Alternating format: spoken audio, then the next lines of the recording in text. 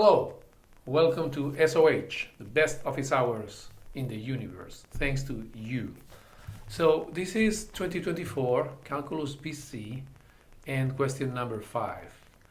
So let's see, let's read about what we have here, and then you may be done in a minute or two and try to solve it by yourself, get your 5 and then come here for a 5 plus or just to correct me. That would be awesome. So the function f is twice differentiable for all x with this value. So this is one of the things that we have to notice. It starts at the origin, and values of its derivative are given in this beautiful table that I prepare here for you and I. So let's see what's up. For positive values of x, they define this function, right? Square root f prime. So what is this? Find the value of h prime of pi. Okay. Well, this basically, if you take the derivative of an integral, it's like multiplying a division or subtracting a sum. You're going to get basically this function here. So it's 1 plus f prime at pi, and f prime at pi, you have it here, so it's going to be 1 plus 36, 37. Okay. What information does this provide? So kind of is the same question. So this is the arc length. It means it's the length of the curve. It's very interesting. I can provide you a proof later. But let's say this is 0 and pi, so this length here, and this length here, is provided by this integral here. It's pretty cool, but it can be proven. I will prove it later, or try to prove it yourself. Then use Euler's method. Well, there's a method to integrate differential equations by knowing the first derivative. And what is one of the simplest methods to solve first order differential equations. And it's a method that goes step by step. So you have 2 steps, and you start at 0, and you end up at 2 pi, and you will go 0 to pi, and then pi to 2 pi. The steps are the same size. So you will need to know how much is f0, f pi, more or less, and the derivative of 0 and the derivative of pi, which we have them here, so that's okay. And then find this. Well, this is absolutely, completely unrelated with A to C. It's just, well, we need to ask one more question. What do we ask? It's an integral by parts. So you can try to do this integral by parts. The by parts. The only thing that you should always remember is that there is it's an indefinite integral, right? Indefinite integral. So don't forget the famous plus c at the end, the famous constant. If there would be here numbers, then you just evaluate it and you don't have c. But if you don't have that, then yes, you need to add c. Okay, try to solve it by yourself and come back with your 5, and let's get to the 5 plus now. So what do we have here? Well, okay, as we were saying, h prime of x is going to be just it's 0 to x. There's nothing special about the limits of the integral, so it's just going to be this. It's going to be substituting this thing here, and then let me write this. Prefer a square bracket when there are 2 parentheses. And then, therefore, h prime of pi is simply going to be 1 plus f prime of pi squared. And that's 1 plus, let's look at the table, 6 squared, so a square root of 37. Awesome. Cannot simplify it. There are no units, by the way, in this problem. But be careful if there are, sometimes. Okay, what's next? What information is the arc length? So you can write it with a dash or without a dash, that's okay. So it's just that. So, okay, but we don't know how much it is. We knew that the derivative is square root of 37, but not how much is that, right? This is additional, but I'm going to show you a little proof of what that means. So imagine that we have this expression here, right, that is what's a little bit messy, but this thing is nothing but also in another notation, the derivative of y with respect to x. Let's substitute that thing here, and then what we get is this. Then let's treat the differential of y and differential of x like small numbers, right? That's what Leibniz liked to do, and that's what Newton hated. But you can do this, and what you get is approximately, or is exact, right? So you have this different. I was saying approximately because these are small numbers, but anyway, that's what we have, and therefore you have this. Now, if you integrate this quantity here. So the integral of this quantity here, you have another dx, is going to be this. And you can recognize here, maybe from A to B,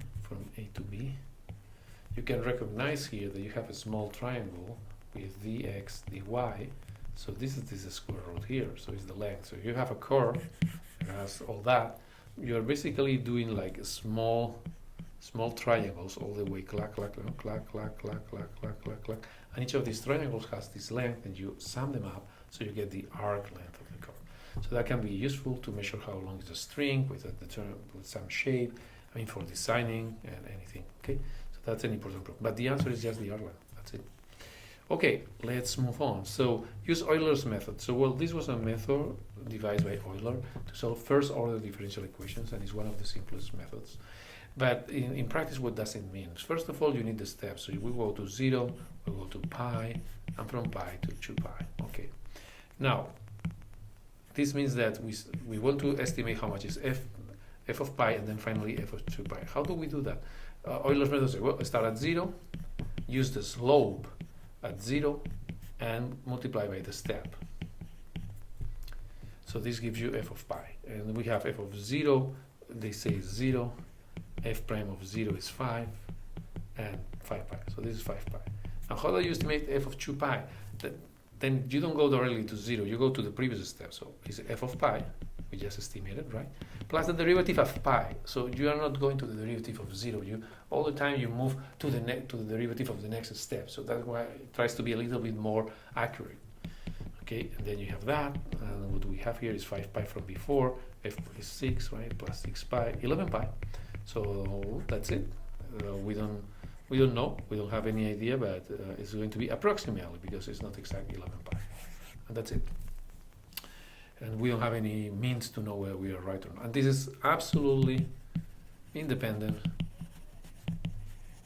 of the previous questions. You know, it's like, well, we have to ask something else, or this is too easy this year. Well, we don't complain. But anyway, so this is integration by parts. So integration by parts. And you have to be careful with the notation. So let's call u t plus 5, then you will compute the differential, because then it disappears, right? You don't have, it's easy to take the derivative of this function. And then you have to take something that is the derivative here. So it's going to be this, and then do the integral. Well, you have to do an integral here. So there's going to be integral of cosine is sine, but then you have this t divided by 4, so you need a 4 here, right? And then maybe plus a constant, but you don't need to add here the constant of integration at this step. Then the integration by parts says basically do this times this minus the integral of this. So let's do it. So what we have is that it's going to be t plus 5. I will tell you a little bit more in a second, but let's go to the point first. This minus the integral of 4 times sine of t4, and yes, only dt, that's great. And then we can do this integral. I will tell you a little bit, I will go a bit more slowly soon. But we have this, and then here you have minus, integral of sine is plus cosine, so this changes, and another 4 here, 16 cosine of t4, and then this is super critical, okay, super critical, plus c, or you will get some points down. This is an indefinite integral, so you have to add the famous arbitrary constant at the end, but this is the solution. What did I want to say in addition to what we have seen so far? Well, this step here. How do we go from here to here? For those who know, I mean, this is over, so you can leave. But if you want to review this, how do we integrate the cosine of t divided by 4 dt? Well, here you can do another change of variable, okay? So what we can do is, let's call z t divided by 4, and then this z will be dt divided by 4. But what you have here is dt, right? So you isolate dt from here, so you have 4 times this z. So what you have is the integral of cosine of z, and 4 times this z.